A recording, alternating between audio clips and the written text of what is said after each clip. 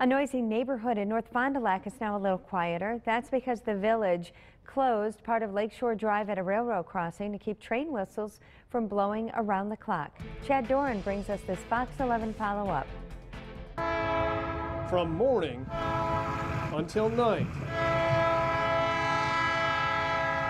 at all hours in between, train whistles blast through this neighborhood in North Fond du Lac. It's like living with a bully, and there's nothing, absolutely nothing you can do about it. Sue Seward says for her and many of her neighbors, the last 2 months have been hard to bear. It's terrible.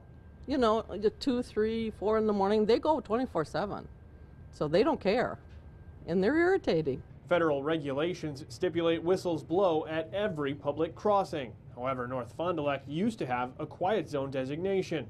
That meant no trains were allowed to blow their whistles in the Canadian National Yard, which sits behind Seward's house.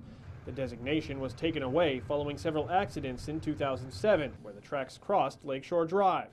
The village was granted extensions by the Federal Railroad Administration until September 1st. We basically have two options, that is to close the street or to build the overpass. But not all of the residents are happy about the trade-off of having the whistle stop but losing access to a portion of Lakeshore Drive. The boat landing is right across, and a lot of people are going to have to go way around now. But while the barriers will alleviate the constant noise for now, the village is already looking to reopen the road in the future with an overpass. Horning says it would cost $9 million. The village and the railroad would each cover 10% of the cost, with the rest coming from county, state, and federal funds. But until then, you know, it's been a long ordeal, and I'm just hoping people are going to be able to get a good night's rest. While the trains quietly go about their business. In North Fond du Lac, Chad Doran, Fox 11 News.